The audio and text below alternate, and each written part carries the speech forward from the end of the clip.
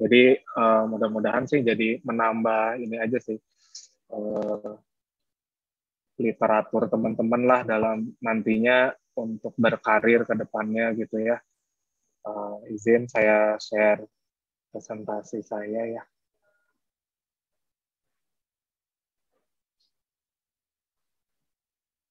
Oke, bismillahirrahmanirrahim. Jadi di tema kali ini mengenai digital literasi ya, untuk akselerasi bisnis. Sebenarnya saya googling dulu nih literasi digitalnya itu seperti apa gitu ya.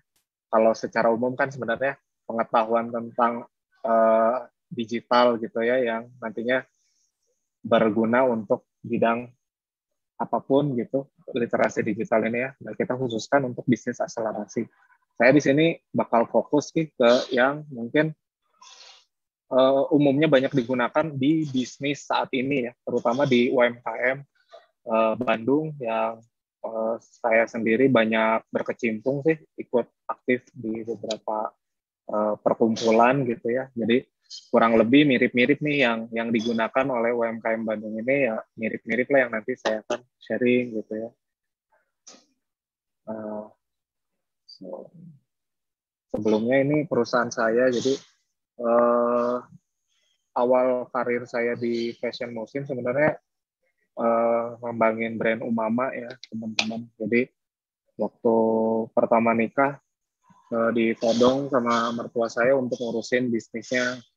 Jadi saat itu memang Umama geraknya di ini sih, di grosiran kerudung. Jadi mungkin ketika sebelum tahun 2016 teman-teman tahu Umama itu banyaknya di pasar gitu ya, atau di pasar modern, di pedagang kaki lima. Nah, memang kita awalnya mainnya di grosir kerudung, jadi yang jualan kerudung ke customer-nya itu agen-agen kita. Nah, seiring waktu ada urgensi untuk mengembangkan si Umama ini jadi sebuah brand gitu, yang nantinya bisa berjualan langsung ke si customer akhir. Ya, alhamdulillah proses brandingnya berjalan sangat lancar sih saat itu ya. Dari kita di tahun 2016 kita mulai 2016 akhir sampai saat ini sih masih berjalan jaringan retail kita ya, dan ya alhamdulillahnya lagi diberi kesempatan untuk jadi salah satu brand kerudung yang menurut survei sih ya inilah terbesar gitu di Indonesia. Jadi ya itu satu apa anugerah lah yang dari di atas gitu untuk di Umama. Nah, saya di Umama itu sampai Agustus tahun lalu. Akhirnya sama istri kami mengembangkan perusahaan sendiri sih.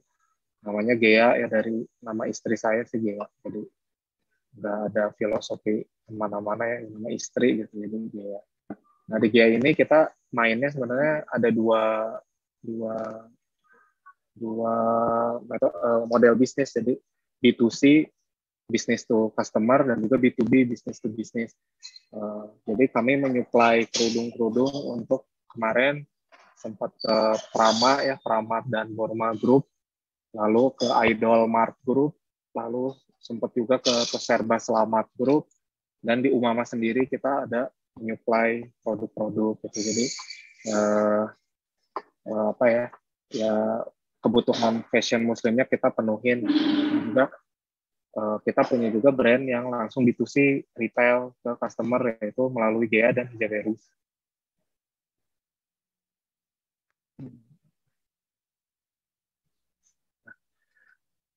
Sorry.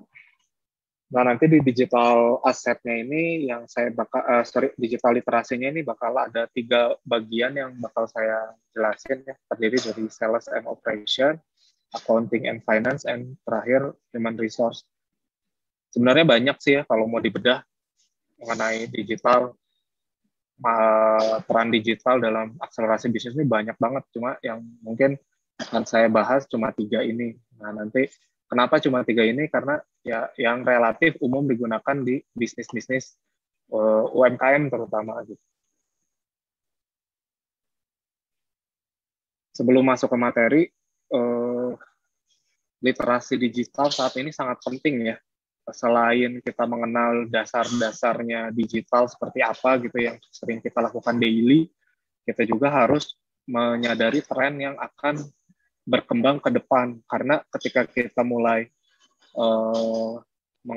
paham gitu apa yang akan terjadi ke depan, itu kita bisa memprediksi dan juga kita bisa mengarahkan tindakan kita nantinya itu seperti apa gitu. Jangan sampai kita terus terjebak ke hype yang sedang berjalan sekarang tanpa melihat tren ke depan. Saat ini yang saya mau bahas ini adalah 5G. Banyak orang yang masih bukan underestimate ya, mungkin kurang mengerti apa sih 5G. Apakah cuma ganti nama aja nih dari 4G ke 5G supaya paket internet jadi mahal lagi gitu ya di provider-provider gitu.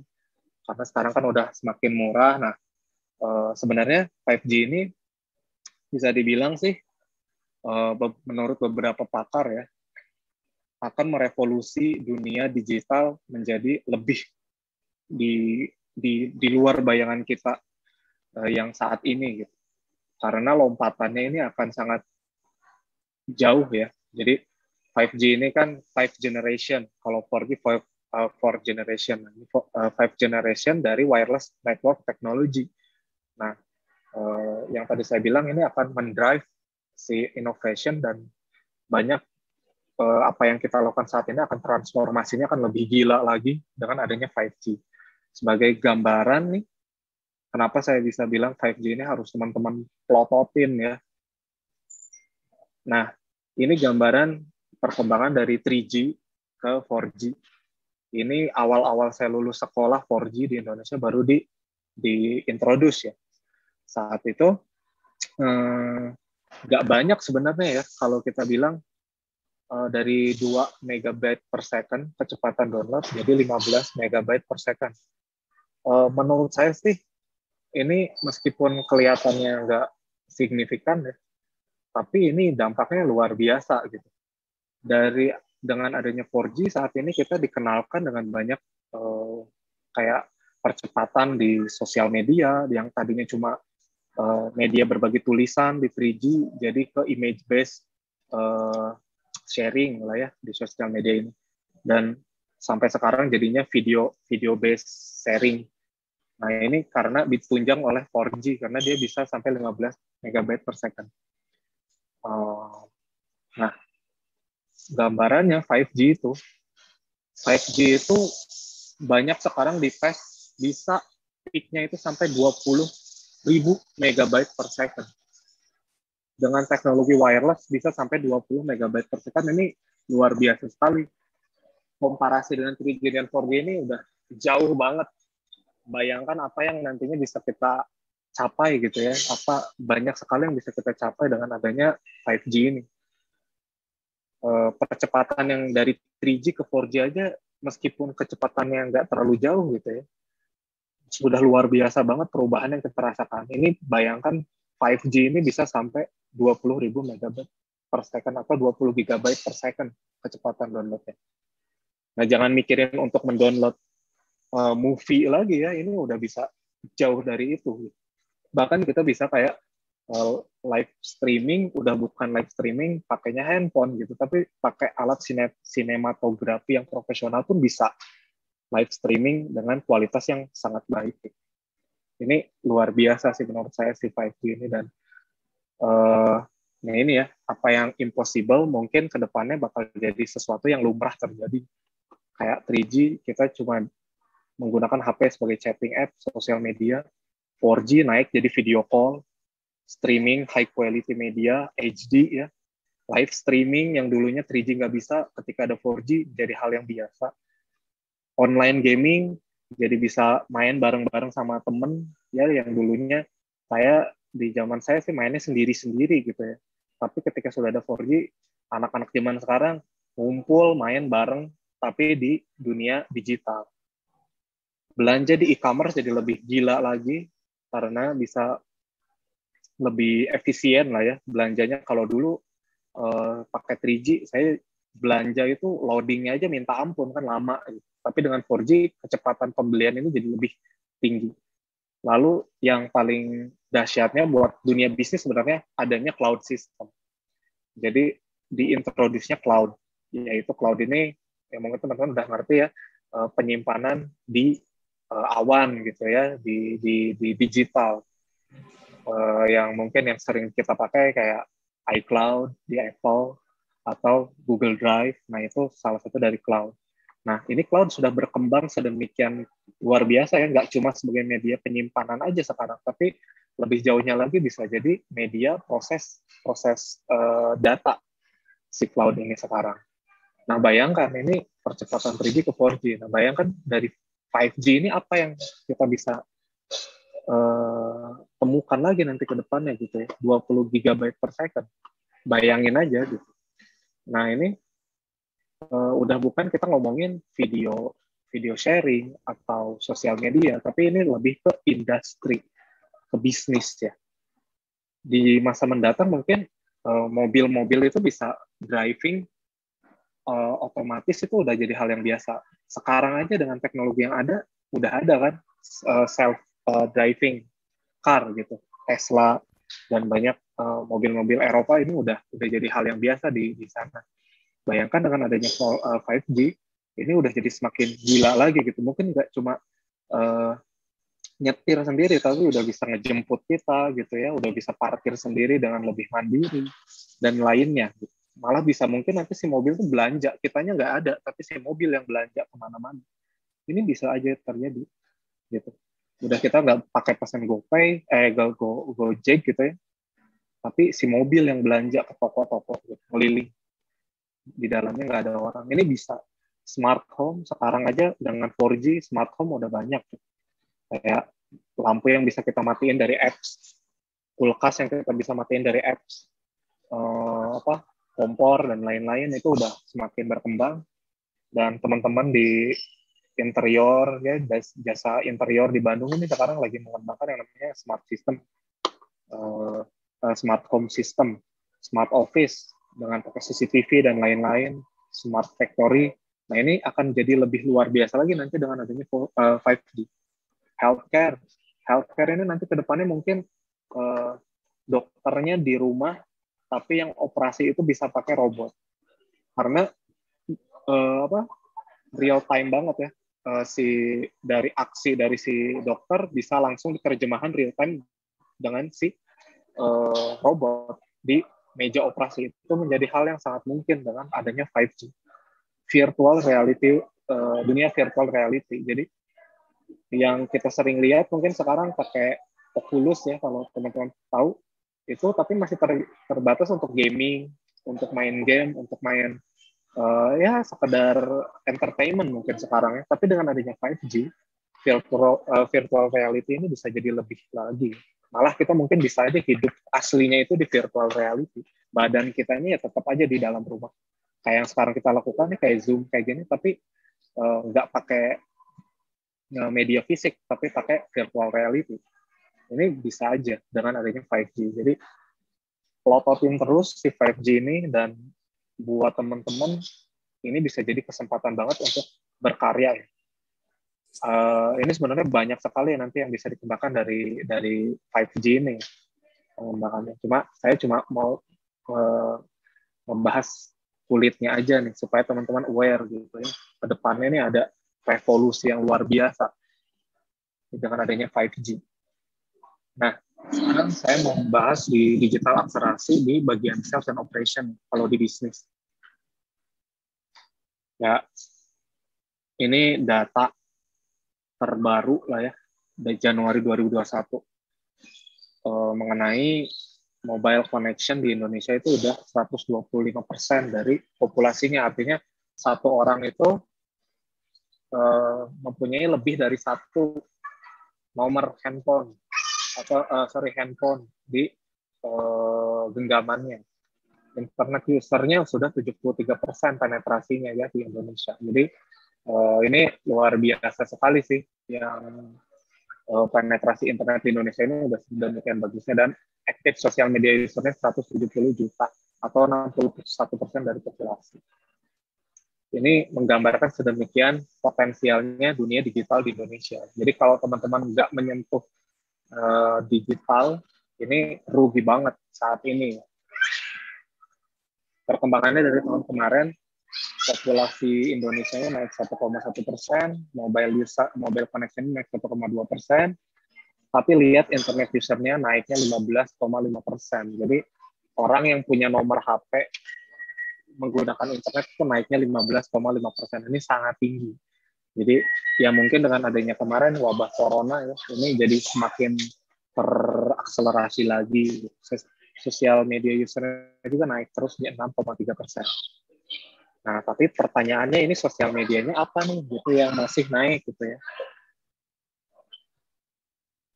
Nah, ini yang poin pentingnya lagi dengan kenaikan-kenaikan tadi itu, kita gunakan untuk sales ya. Masih segimana sih dampaknya gitu untuk kita kalau jualan di online tuh. Nah, ini perbandingannya ketika saya mulai, penetrasi orang yang beli gitu ya, yang membeli barang secara online itu cuma 41% dari user yang ada. Jadi dari sekian banyak user yang aktif di internet, hanya 41% yang belanja online. Sekarang 2020, Januari 2021 ya, itu sudah 87%. Jadi setiap orang yang punya koneksi internet dipastikan setidaknya membeli barang secara online. Bayangin, tadi kalau kita lihat ke data sebelumnya, yang ada online itu sekitar yang pakai internet, ada 202 juta orang. Bayangin, semua 202 juta orang itu, kecenderungannya 87%-nya atau mayoritasnya itu pasti membeli barang secara online. Nah, ini yang menyebabkan booming sekali brand-brand online saat ini itu, ya sorry to say gitu, banyak yang jadi kayak mendadak lah gara-gara dia karena sudah merintis bisnis online-nya lebih siap dari orang lain. Ketika booming, adanya corona, booming, ya otomatis dia bisnisnya langsung mengalami peningkatan yang sangat eksponensial. Gitu. Banyak sekali di lingkungan dekat saya yang jatuhnya kayak mendadak lah gitu, gara-gara booming internet ini. Ya bayangin aja 87% orang yang pegang internet beli, ini riset terbaru lagi ya. Gitu. Jadi ini luar biasa lah. Nah ini growth per kategorinya dari sumber yang saya dapat dari 2017 ke 2018 ini cenderung stagnan. Baru mulai ada kenaikan itu di 2019 double, dan gilanya lagi terus mendouble di 2020. Jadi 2 tahun berturut-turut doubling ya. Dan sekarang nilainya ini dalam miliar USD ya, 9.810 atau 9,8 miliar US dollar setiap tahunnya. Ini di kategori fashion and beauty doang. Nah, ini juga yang kenapa pada akhirnya saya banting setir dari yang tadinya fokusnya ke offline, jadi kembangin brand untuk masuk ke dunia online di e-commerce. Elektronik dan physical media juga mengalami kenaikan yang besar ya. Lalu di food and personal care juga sama, tinggi sekali nilainya. Kenaikan ini rata-rata di atas 50% semua. Nah, kenaikan tadi itu ditunjangnya sebenarnya bukan oleh individual bisnis ya. Jadi bukan larinya itu kalau sekarang bukan ke website atau ke Instagram atau ke WhatsApp kalau zaman dulu. Belinya bukan di WhatsApp, Instagram atau di website. Tapi mostly sih beberapa brand yang saya tahu 80% e-commerce-nya itu diisi oleh marketplace. Marketplace ini kan ada banyak ya, cuma saya bahas satu aja nih, si Shopee. Saat ini Shopee sangat mendominasi sih. Di bawahnya ada Tokopedia, gitu. Lalu baru di bawah-bawahnya yang lain-lain. Cuma dominasinya tetap sih Shopee dan Tokopedia. Gitu. Kenapa gitu ya orang kalau bicara e-commerce akhirnya sekarang larinya ke marketplace. Tentu karena banyak produk, di situ produknya banyak banget, teman-teman mau cari apapun di e-commerce tuh ada gitu.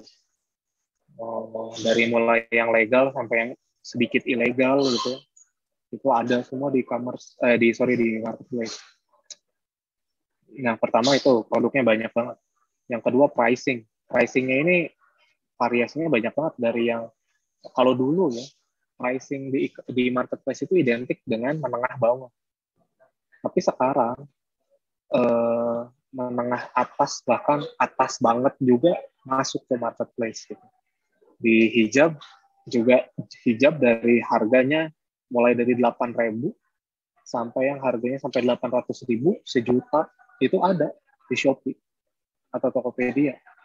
Jadi pricingnya udah sangat bervariasi sekali. Jadi nggak ada alasan kayak misalkan, saya kan brandnya menengah atas, saya nggak mau deh masuk marketplace, takutnya menurunkan branding saya. Enggak sih sekarang.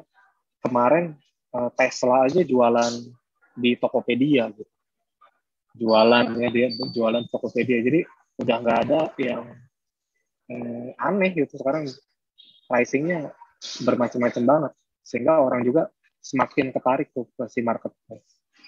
Lalu free delivery dan cashback, apalagi di hari-hari kembar nih. Kayak kalau dulu nih ya, 2 tahun lalu, Shopee itu cuma punya special day itu cuma 12-12. Lalu baru mulai di 2020 tuh naik jadi ada 99, 10. Nah, sekarang tiap bulan tuh ada 11, 22, 33. Ada semua tiap bulan. Jadi, nah ini merubah behavior orang belanja sekarang. Jadi orang belanja nggak apa ya,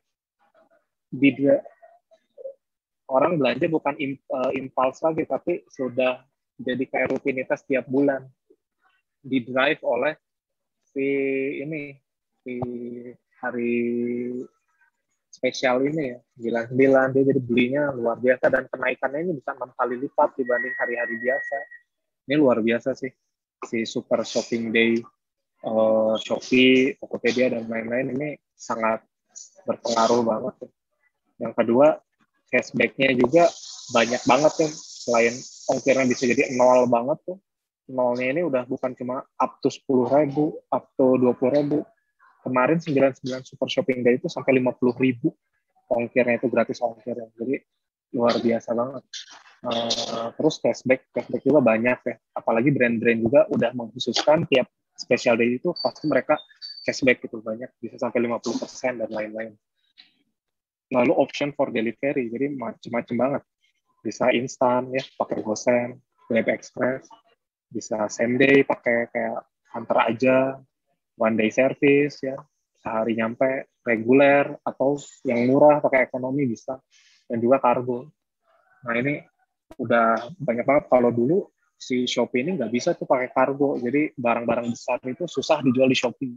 Tapi sekarang bisa ya. Jadi teman-teman yang mau jualan misalkan barangnya 20 kilo satu bijinya bisa tuh pakai kargo di Shopee juga udah bisa sekarang. Jadi semakin bervariasi. Nah malah sekarang kita bisa ngambil barang di Alfamart pakai Alfa Express. Jadi teman-teman misalkan rumahnya dekat Alfamart tuh, ya udah pilih aja pakai Alfa Express. Jadi nanti ambil barangnya di Alfamart. Ini udah. Kalau dulu cuma bayar doang kan bisa di Alfamart tuh. Tapi sekarang ngambil barangnya juga bisa di Alfamart terdekat. Luar biasa banget. Lalu option for payment. Ya selain transfer bank, bisa pakai credit card, COD ya, cash on delivery. Oh, ini yang awalnya kenapa orang pakai Shopee ini ada COD-nya sebenarnya. Karena banyak yang tidak punya rekening bank. Jadi makanya orang lebih merasa secure pakai COD gitu. Dan ini yang wajib banget sih. Kalau misalkan kita ada keinginan nih jualan di Shopee atau di Tokopedia, harus bisa menyediakan fitur COD ini. Lalu pay later ya. Jadi belinya sekarang bayarnya ntar bulan depan gitu ya. Terus installment cicilan bisa juga, dan pay at counter tadi bayar di Alfamart. Ini yang akhirnya menjadikan kenapa sih orang lebih nyaman di marketplace gitu dibanding di website. Sampai kapan belum tahu, tapi kalau melihat tren di Amerika sekarang orang udah mulai lebih senang belanja lagi di website brand resminya. Kenapa? Karena marketplace-nya udah semakin jenuh gitu. Banyak barang-barang yang di fotonya bagus, tapi pas nyampe zong gitu ya, atau banyak penipuan juga dari seller-sellernya, dan banyak brand yang akhirnya narik diri dari Amazon kalau di Amerika karena nggak fair dari Amazonnya, kayak barang yang laku langsung dibikin private brand Amazon. Jadi misalkan saya jualan nih headset misalkan laku, langsung Amazon bikin produk headset dengan harga yang lebih murah dari produk saya, yang akhirnya menghancurkan kompetisi dengan si brand tersebut. Akhirnya si brand banyak yang narik diri dari Amazon. Nah, ini bisa jadi mungkin terjadi di Indonesia juga ke depannya, tapi belum untuk waktu yang dekat. Jadi saran saya sih kalau teman-teman mau mulai bisnis baru, ada baiknya sih udah masuk marketplace aja, daripada kita harus mulai di website belum tentu balik. Oke, jadi itu. Nah, selain di marketplace yang masih work juga Instagram Shop ya. Jadi daripada teman-teman bikin website, ya mungkin pakai Instagram Shop. Cuman memang Instagram Shop ini harus bikin website, jadi serba salah sih. Tapi bisa diakalinnya dan pakai websitenya yang murah aja. Yang penting fitur shopnya ini muncul di Instagram. Ini baterai headset saya udah mau habis, jadi kalau tiba-tiba suaranya hilang tolong dikasih tahu. Nah, ini contoh yang brand kami Jaberis ya. Dengan adanya Instagram Shop ini lebih mudah sih, karena orang bisa di-direct untuk belanja di website atau ke Shopee sendiri menggunakan fitur Instagram Shop. Nah, hanya ini Instagram algoritma ini lagi berubah. Sorry banget ini saya masukin akhir-akhir karena baru kelihatan. Ini penting karena saat ini Instagram itu udah berubah jadi image sharing, jadi video sharing. Dari yang tadinya feed based jadi real. Nah, ini yang mungkin harus diindik sama teman-teman yang nanti mau mulai bisnis gitu ya, atau sedang berkarir jadi magang di suatu bisnis gitu. Nah, ini akan diarahkan lebih banyak untuk bikin konten-konten yang sifatnya video based, entah itu story atau reel. Intinya nih si Instagramnya lagi pengen ngejiplak kesuksesan TikTok lah gitu ya. Tapi kan di TikTok fitur shopnya masih terbatas nih, fitur bisnisnya masih terbatas. Sedangkan di Instagram udah siap. Nah, Instagram tuh pengen ngegeser TikTok dari kesiapan itu. Jadi bisnis-bisnis di Instagram ini diarahin untuk terus bikin kontennya mirip TikTok, tapi jadinya pakainya Instagram. Karena konversi orang untuk untuk sales di TikTok dan Instagram ini masih jauh tuh. Memang TikTok benar-benar masih organik banget. Kalau Instagram udah bisnis banget orientasinya gitu.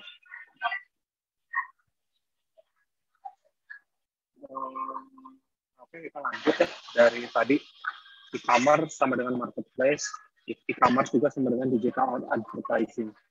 Jadi rasanya saat ini sudah sedikit banget brand yang nggak pakai digital advertising. Dan kenapa sih? Karena memang digital advertising itu works banget gitu. Tanpa adanya digital advertising, lingkup kita dalam sales itu akan segitu-gitu aja. Mengandalkan organik saat ini susah banget. Dengan persaingan orang, semua berbondong-bondong masuk online. Kalau kita mengharapkan, saya mah udah segini aja gitu, mengandalkan organic traffic, yang ada malah stagnan dan juga malah jadinya penurunan. Nah, sehingga si digital advertising ini jadi hal yang wajib menurut saya. Ketika teman-teman bilang digital literasi, harus ngerti juga digital advertising.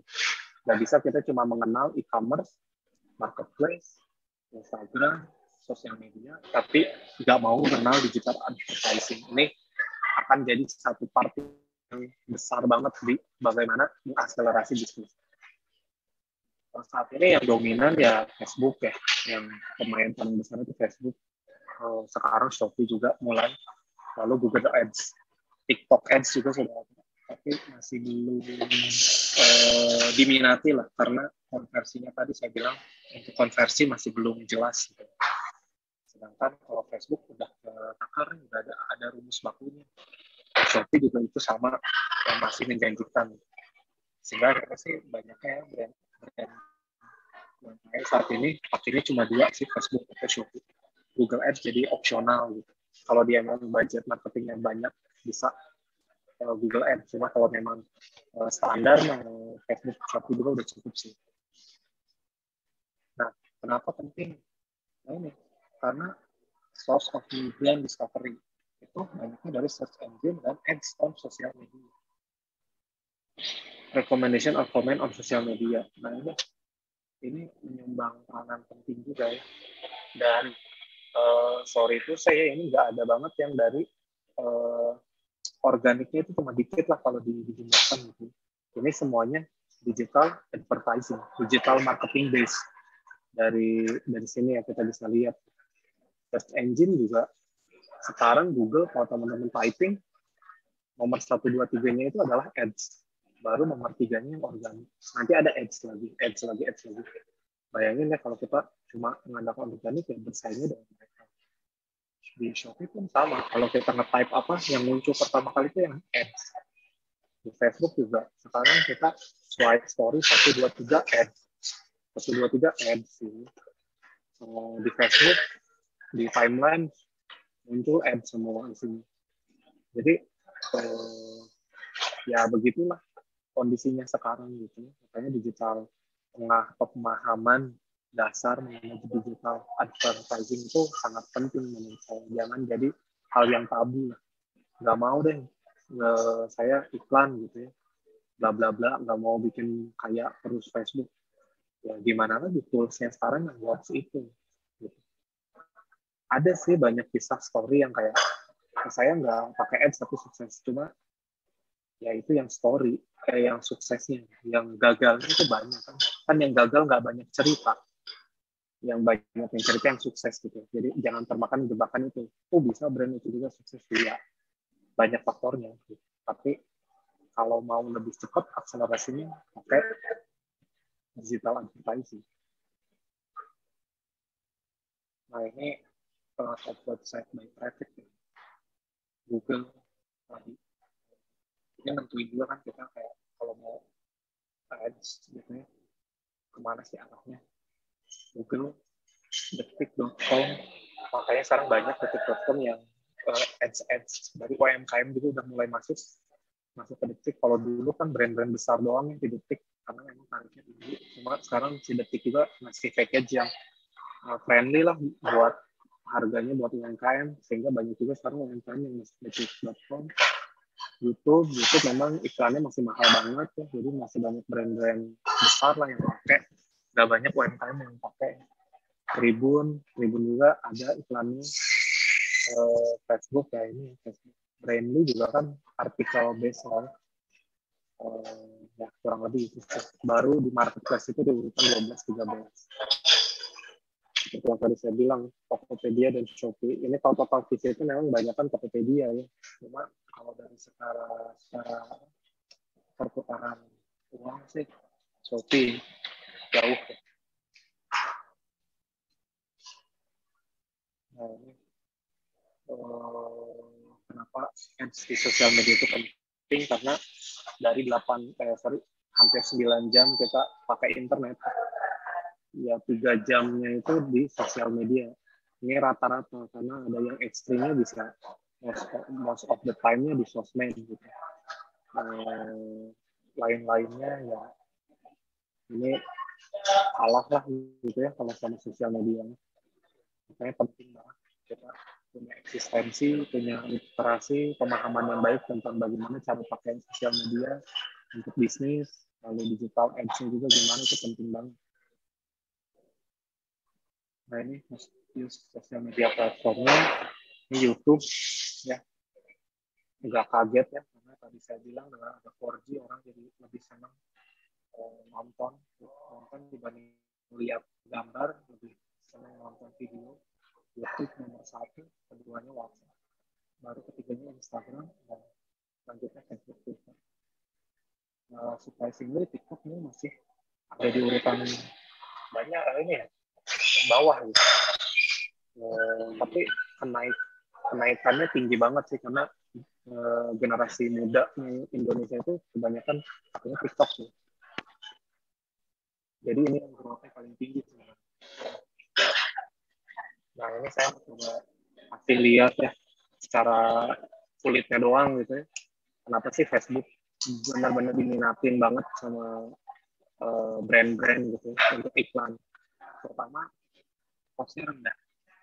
Dan kedua, ini bisa laser target. Jadi kita pengen iklan ke orang yang kayak gimana gitu ya, begitu spesifik itu bisa. Dan misalkan saya nih, saya pengen secara lokasi di Bandung doang bisa. Kalau ini saya settingnya di Indonesia nih. Ini se-Indonesia nih kena iklan saya. Tapi dengan kayak gini kan jadinya umum. Untuk awal-awal bagus untuk learning dulu. Tapi kalau udah semakin bagus ads-nya, ini bisa nanti dispesifikin iklannya khusus Bandung. Jadi kalau misalkan iklannya untuk Bandung pakai bahasa Sunda gitu, Wilujeng Sunting. Tapi kalau nanti buat di daerah Jawa dengan bahasa Jawa, jadi bisa di spesialisasi. Umur juga bisa diatur. Ya, mau umur berapa? Karena market saya di 2135, ya udah saya pasangnya 2135. Cuma ada produk yang mungkin nanti di 35 ke atas atau 21 ke bawah itu bisa di set juga. Gender juga.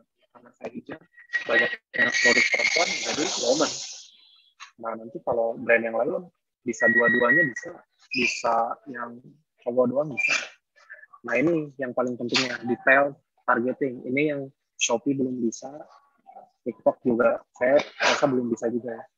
Ini kita bisa banget bisa nyari yang memang orang-orang punya interest terhadap suatu hal gitu. Kayak saya nih pengen diskon shop karena lagi ngepromoin promo-promo. Nah dipilihlah diskon shop. Tapi bisa juga yang lain gitu. Nah, contohnya misalkan hijab gitu. Saya pengen ke orang-orang yang pengen tahunya hijab doang, pengen interestnya hijab bisa ada hijab, hijab fashion dan lain-lain. Ini bisa diatur. Atau misalkan behavior bukan suatu hal tapi behavior kebiasaan. Saya pengen ke orang-orang yang suka bolak-balik naik transportasi umum atau komuter ya. Yang memang kerjanya misalkan kayak kerjanya di Jakarta, rumahnya di Bekasi gitu. Komuter bisa tinggal cari aja komuternya, bisa komuternya komuter rail atau ke kayak Kang Rizky, punten suaranya mengecil begitu, Kang. Jadi kurang terdengar. Iya. Dikencengin dikit ya, Kang, biar makin semangat nih menyimaknya. Siap. Makasih, Kang. Ini karena airpodnya mau mati ini kayaknya. Oke. Nah, saya kencangin dikit ya. Nah, ini untuk birthday juga bisa. Misalkan saya mau targetnya orang-orang yang takut-takut ini mau ulang tahun gitu. Ini bisa juga. Atau saya pengen ke yang temennya mau ada yang ulang tahun bulan ini. Ini bisa juga. Bisa banget ya.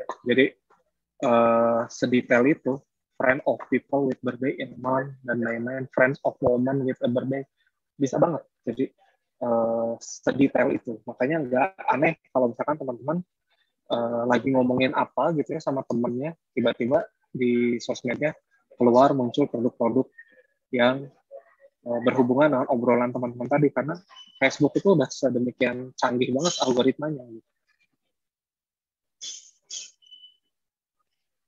Nah kalau Shopee ini iklannya masih atau iklan produk serupa si sangat sederhana lah kalau Shopee ya. Nih semacam ini kalau iklan pencarian, misalkan ada saya kerudung gitu ya, ini volume pencariannya berapa orang dalam sebulan. Nah ini rekomendasi harga buat satu kali kliknya berapa.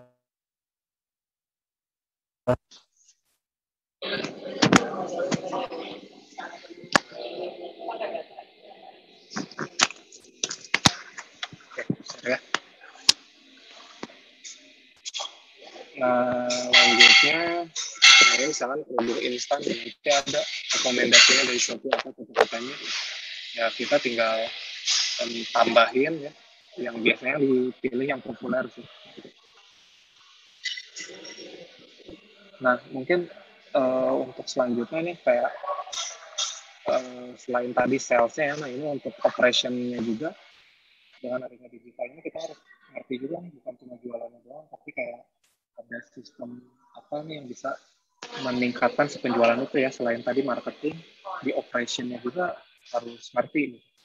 Saat ini banyak banget kayak POS ya, namanya point of system yang merecord penjualan lalu langsung diolah jadi data jadi untuk siap untuk analisis. Nah ini ada banyak sekali pilihannya nih. Ini kalau yang saya pakai tampilannya kayak gini, jadi saya tahu nih waktu di Umama kan pokoknya banyak cabangnya. Tapi secara real time saya tahu penjualan saat ini berapa, di toko ini penjualan apa, barang apa yang terjual itu bisa langsung tahu. Kalau zaman dulu tanpa ada digital kan data ini harus diolah dulu ya, baru di-present jadi data yang siap analisis. Nah kalau dengan adanya cloud system sekarang, data setiap toko itu masuk ke cloud, udah langsung kita bisa siap untuk analisis. Jadi data percepatannya luar biasa sih menurut saya. Dari yang kalau pakai sistem manual itu seminggu baru data bisa kita analisis ya tiap minggu, ini harian atau per jam aja kita bisa langsung diskusi dengan manajer. Jadi keputusan untuk keputusan perusahaan yang berkaitan dengan operation itu bisa cepat diputusin. Kalau dulu mungkin seminggu sekali, sebulan sekali keputusan itu dibuat. Kalau sekarang dengan adanya cloud system, data setiap toko kita bisa geser, itu bisa lebih cepat keputusan. Nah ini tampilannya, ini ada semua di sini produk terjual terbaiknya apa secara real time, jadi bukan harus diolah lagi. Berapa persen jenis produk unggulannya apa, ini ada semua. Laporannya ini nanti macam-macam ya, ada laporan penjualan per produk. Jadi saya kalau mau laporan hari ini bisa, kemarin bisa minggu ini bisa, 90 hari yang lalu bisa, mau cabang, semua cabang bisa, mau salah satu cabang bisa, macam-macam.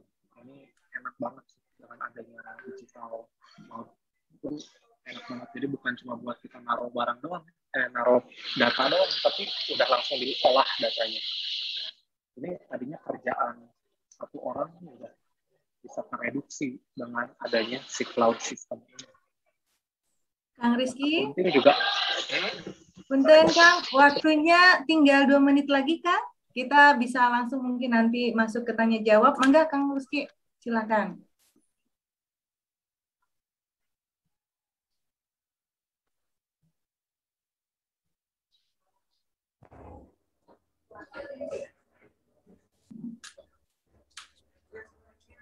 Sudah kan? Halo Kak Rizky.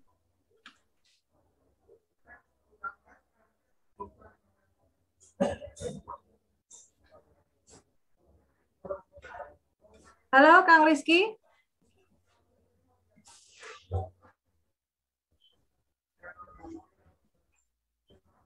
Tampaknya ada jaringan yang ini ya teman-teman.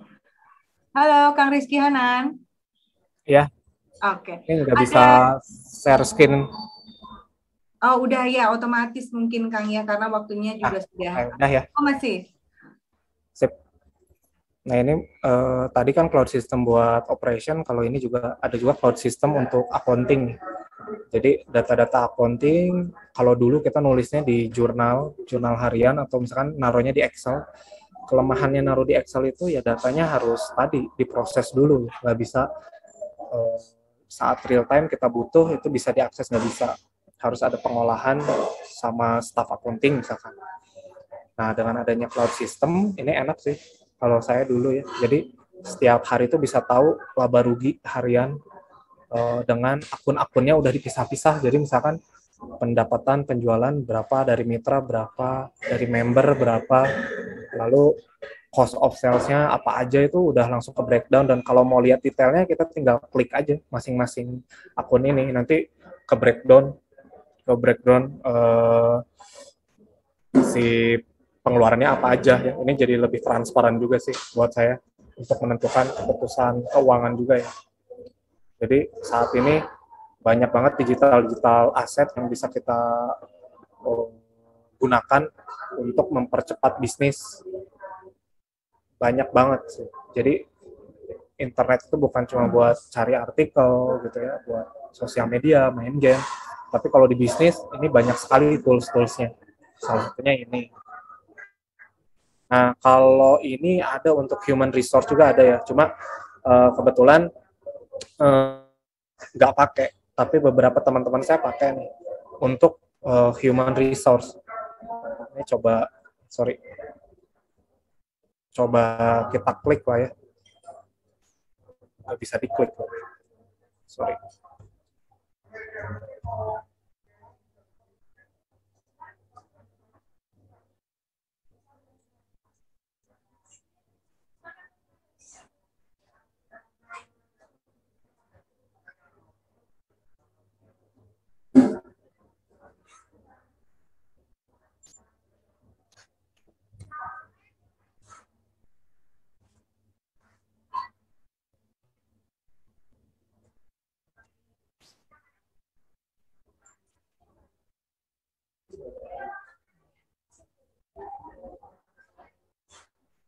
Nah ini ya, jadi untuk HR ada banyak yang pakainya ini cloud based juga.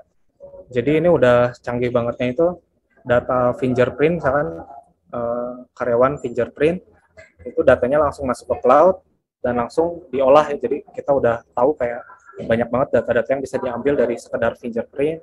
Kayak dia masuk kapan aja itu udah langsung terolah nih. Dia fingerprint di mana gitu ya, jam kerjanya dia berapa hari itu bisa langsung diolah tanpa harus diproses lagi dengan adanya si sistem ini ya, si sistem. Nah, dia juga ada kayak Facebook-nya, tapi khusus internal communication-nya dia. Ini seru banget sih. Cuma karena karyawan saya masih belum banyak, jadi tidak efisien kalau pakai ini. Kalau memang karyawan udah banyak, itu bisa sih pakai ini. Aset manajemennya juga ada, jadi kayak misalkan laptop ini dipakai buat siapa, dari kapan, itu ada. Ini enak banget. Kalau biasanya kan datanya manual di Excel gitu ya, jadi kadang ada yang nggak ke-trace. Kalau dengan pakai cloud ini ya lebih enak sih, bisa diaksesnya lebih baik gitu. Kurang lebih itu sih kalau buat si HR ya. Lebihnya sih mengolah data-data absensi ini jadi lebih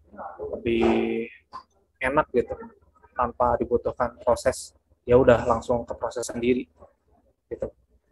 Nah, lanjutnya si satu lagi sebenarnya yang ada itu adalah sekarang dengan adanya digital itu kita sekarang udah nggak perlu lagi ke bank untuk masalah keuangan.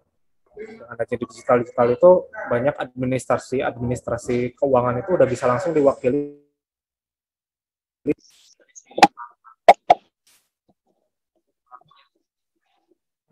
Sekarang ada si BCA punya Klik BCA Bisnis, itu udah transaksi itu udah bisa lebih dari 1 miliar dilakukan dari laptop dengan security yang bagus lah gitu. Jadi dengan adanya digital itu udah bukan cuma ya tadi ya, internet digunakan untuk simpan menyimpan informasi atau tukar menukar informasi, tapi lebih gilanya lagi sekarang eksekusi finansial aja bisa dilakukan secara digital gitu. Nggak perlu lagi kita ke bank ngisi form atau apa-apa, kita tinggal di laptop diem dengan pakai instrumen yang ada, tetap secure, aman. Nah, paling itu aja sih dari saya ya yang bisa dijelasin teman-teman. Memang kalau kita bedah bakal banyak banget instrumen digital yang pada akhirnya bisa digunakan buat akselerasi. Cuma ini hanya sebagian kecil yang memang secara umum sering dipakai oleh brand-brand lokal gitu ya, brand-brand kecil. Nah, ketika kita bicara brand besar, ini lebih banyak lagi instrumennya, lebih gila lagi gitu ya, integrasi digitalnya. Nah, ini yang mungkin layak untuk terus dicari terus nih infonya gitu ya. Literasi kita terhadap digital ini harus terus update tiap hari karena selalu ada yang baru. Apalagi tadi dengan adanya 5G, ini bakal banyak hal baru banget ke depannya. di dunia ini. Jadi teman-teman tetap semangat menuntut ilmunya, dan lebih pentingnya lagi mudah-mudahan ilmunya ini nanti bisa bermanfaat ke depannya ketika teman-teman mulai berkarir. Amin. Assalamualaikum warahmatullahi wabarakatuh. Baik, Kang Rizky Hanan. Terima kasih Kang, pemaparannya luar biasa ya. Banyak sekali insight-nya nih ya, pengetahuan yang kita dapatkan dari hasil implementasi langsung ya literasi digital yang dilakukan oleh Kang Rizky Hanan di bisnisnya nih teman-teman. Dan ini juga semakin menyemangati kita nih dosen Kang, karena pada kenyataannya nih di lapangan di beberapa mata kuliah tertentu kita sudah juga mendorong mahasiswa kita untuk mulai bermain di digital ya dalam bisnisnya, terutama tadi gitu ya di marketplace, media sosial, dan terakhir kita sudah juga mencoba mahasiswa untuk bermain di FB Ads dan Shopee Ads walaupun masih banyak kendalanya gitu. Jadi apa yang dipaparkan oleh Kang Rizky Hanan ini semakin menguatkan ya kita dan mahasiswa gitu untuk terus giat bermain di dunia digital. Oke, selanjutnya teman-teman kita buka sesi pertanyaan ya, karena saya yakin banyak nih yang pasti pengen lebih tahu ya, lebih dalam lagi mengetahui apa sih pemanfaatan digital di dalam dunia bisnis dari Kang Rizky Hanan. Mangga silakan teman-teman bisa langsung ketik raise hand atau mau nulis juga di chat, silakan. Mangga. Ada yang mau bertanya mungkin? Silakan.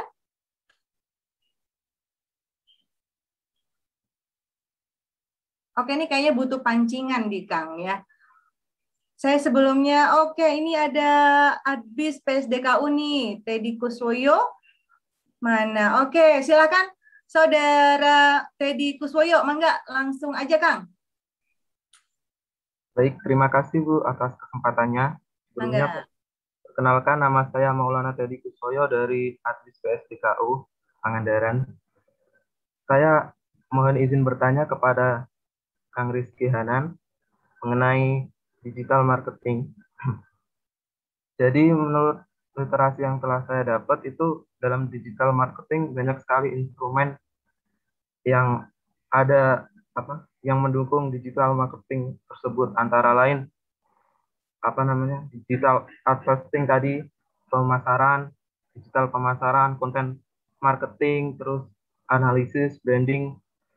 Saya ingin bertanya, dalam suatu perusahaan itu apakah semua instrumen itu ada tingkatannya, Kang? Ada, maksudnya apa yang harus diprioritaskan suatu perusahaan untuk mempelajari itu gitu. Jika ada itu, bagaimana perusahaan itu mengoptimalkan semuanya secara maksimal. Namun jika tidak ada itu, bagaimana suatu perusahaan itu mempelajarinya? Apakah harus fokus satu dulu seperti di digital advertising, atau suatu perusahaan itu harus mengetahui secara fluid luarnya dulu gitu semuanya. Sekian pertanyaan saya, terima kasih. Terima kasih ya Kang Teddy Kuswoyo. Mangga Kang Rizky mungkin bisa langsung ditanggapi Kang jawabannya, pertanyaannya. Silakan Kang Rizky. Jadi ini ya digital marketing di perusahaan gitu ya. Di perusahaan bagaimana tadi? Instrumen dalam digital instrumennya ya. Itu ada jadi tools-toolsnya gitu. Ya, kayak content marketing, terus digital advertising, terus analisis cara brandingnya itu apakah ada tingkat prioritasnya gitu? Oh, oke. Prioritasnya ya. Jadi pada awalnya sih kita prioritasnya adalah kan kalau kami ya, itu kita lihat urgensinya ini digital marketingnya buat apa gitu. Kalau misalkan brand baru tentu traffic ya, traffic orang supaya tahu dulu nih si brandnya gitu. Jadi dari situ kita udah si digital marketing ini diarahkan untuk traffic. Nah lanjutnya nanti setelah berjalan digital baru dianalisis si ads-nya ini. Jadi pada awalnya ya jalan aja dulu konten-kontennya, misalkan produk base gitu ya, atau informasi mengenai produknya ini jalan dulu. tanpa kita perlu mikirin kontennya harus bagus atau gimana gitu ya, karena zaman sekarang juga nggak semua konten bagus works gitu, malah konten yang niat itu di ads malah jelek gitu, konversi ke salesnya jelek karena kita nggak ngerti tujuan ads-nya buat apa gitu. Yang paling penting tuh fundamentalnya adalah tahu dulu tujuan ads-nya buat apa. Jadi jangan sampai terlalu tinggi ngejar konten yang bagus, malah nggak ngasilin apa-apa juga sayang kan gitu. Tapi kalau misalkan memang tujuannya pengen branding, jadi si ads ini digunakan untuk memperluas branding kita, ya dibutuhkan konten yang bagus. Jadi balik lagi sih ke tujuan dulu gitu ya. Kalau di masalah digital ads ini bukan masalah urgensi, tapi tujuannya dulu nih. Tujuannya tuh mau apa sih ads-nya gitu sih. Dan ini kita banyak juga terus diskusi ya kalau masalah ads ini karena dinamis banget. Si brand ini menurut saya ya nggak bisa terkungkung internal dalam masalah digital gitu. Makanya perlu ada makanya banyak yang akhirnya memilih untuk partnership digital ke digital marketing agency sekarang itu. Jadi brand hanya hanya nggak usah fokus terlalu dalam mengenai teknikalnya gitu, tapi ngerti fundamentalnya doang. Nah, yang bagian teknik biasanya dibantu sama digital agency sekarang tuh gitu. Karena ya tadi dinamis banget si ads ini, dan tiap tahunnya banyak banget perubahan yang kalau diurusin brandnya itu repot juga sih menurut saya. Jadi lebih ke fundamentalnya doang brand tuh dituntutnya ya, gitu. Baik, mungkin itu jawabannya ya, Kang Teddy mungkin sudah bisa memahami mungkin ya Kang? Alhamdulillah sudah. Terima kasih. Baik, terima kasih Kang Rizky. Karena waktunya terbatas Kang Rizky, kita dari sekian banyak pertanyaan nih sebetulnya ada lagi yang masuk di chat juga ya. Tapi satu kesempatan lagi nih kita berikan kepada Natasha Femi yang sudah mengangkat tangannya. Silakan Natasha Femi. Terima kasih banyak Ibu untuk kesempatannya. Selamat pagi Pak, saya izin bertanya mengenai pengalaman Kakak mengenai menggunakan Instagram Ads atau Facebook Ads. Apakah Kakak selama menggunakan Facebook Ads atau Instagram Ads, apakah Kakak pernah mengalami kerugian? Lalu kesalahan apa yang sering dilakukan oleh pemula pada penggunaan pemakaian Instagram Ads gitu Pak? Terima kasih banyak Pak. Terima kasih Natasha. Mangga Kang Rizky, silahkan Kang. Kesalahan pertama adalah mengotomasi full ads ke Facebook atau Instagram. Jadi kadang kan ada ya kalau kita ngepost nih, nanti si Instagram atau Facebook bilang nih post ini lebih baik 25% dibanding post lain, tingkat engagement atau likes-nya atau reach-nya gitu. Lalu ada kan boost post, klik tombol boost post. Nah, kesalahan pemula itu. Jadi budgetnya di-spend dengan pakai boost post. Padahal untuk nge-setting suatu ads itu lebih enak kita pakai namanya business.facebook.com. Jadi pakai halaman back end-nya lah gitu. Bukan pakai halaman front end-nya si Facebook atau Instagram. Bukan di laman sosial medianya Facebook atau Instagram, tapi ada Facebook bikin sendiri buat profesional. Settingnya itu namanya business.facebook. Nanti di situ ada ads.business.facebook kalau nggak salah. Nah, kita bagusnya nyetingnya di situ. Karena yang tadi saya share, kayak targeting tadi ya, lokasi, age, woman gitu ya, woman atau man, terus yang paling penting kan tadi yang di paling bawah tuh, detailnya. Kita mau ke orang yang kayak gimana sih? Nah, itu nggak ada di boost post. Jadi kita seakan-akan kayak gini, kita punya duit 100.000, ngasih ke orang, nih saya kasih duit 100.000, terserah kamu mau ngasihnya ke siapa. Ya kalau ngerti si orangnya ya, ngasihnya ke siapa. Kalau nggak ngerti kan ya udah aja dia kasihin ke orang yang bukan target marketnya kita. Gitu. Nah, kebanyakan di situ sih, jadi orang karena lebih banyaknya sih karena nggak tahu Facebook tuh punya bisnis.facebook. Nah, kalau orang-orang yang sudah tahu, jadi lebih ini ya, nggak ada istilahnya, nggak ada rugi sih kalau di ads. Kalaupun belum menghasilkan sale, kalau ads-nya benar, itu jadi kayak tabungan kita untuk tabungan audiens. Jadi oke sih, orang sekarang orang lihat ads kita, tapi nggak beli nih, ya nggak apa-apa. Tapi setidaknya kita tahu, oh kalau ke orang seperti ini, orang ini tuh nggak langsung beli gitu. Jadi learning namanya, learning. Karena Facebook itu kan punya namanya pixel, Facebook pixel. Facebook pixel ini kemanapun diklik, nempel gitu ke setiap orang tuh. Jadi misalkan saya klik suatu iklan, nanti si Facebook pixel ini dari si iklan itu nempel ke saya, nggak akan hilang. Jadi suatu saat saya bisa ditarget lagi, atau malah saya nggak akan ditarget lagi sama si iklan itu. Nah, itu sih yang pentingnya. Jadi jangan pakai fitur boost post gitu ya. Mending ngeluangin waktu bikin akun bisnis.facebook. Nah, nanti dari situ tuh satu lagi, yang keduanya, jangan terlalu banyak dulu itu iklan. Kayak misalkan satu produk mulai aja 25.000 spend-nya per hari, nggak masalah gitu. Nanti kalau memang iklannya udah terbukti bagus, naikin jadi 50 gitu. Naikin lagi jadi 75, naiknya bertahap gitu. Jangan langsung gede di awal, karena iklan juga butuh proses untuk work gitu ya. Butuh belajar lah Facebook juga untuk mempelajari kamu tuh brandnya kayak gimana sih. Nggak bisa langsung sukses gitu. Itu aja sih kesalahan-kesalahannya. Oke, baik. Terima kasih jawabannya Kang Rizky Hanan. Cukup ya untuk Natasha ya, dan untuk teman-teman semua. Alhamdulillah nih teman-teman. Iya. Alhamdulillah teman-teman, dengan berakhirnya jawaban dari Kang Rizky barusan, maka berakhir juga ya sesi pertama kita hari ini.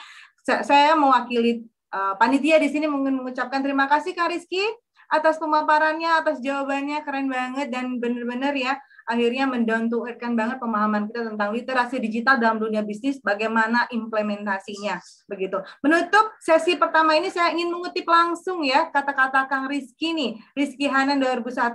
Kalau saat ini belum menyentuh digital, rugi banget begitu ya Kang. Terima kasih Kang Rizky, terima kasih teman-teman semua. Acara saya kembalikan ke MC kita. Terima kasih. Ya.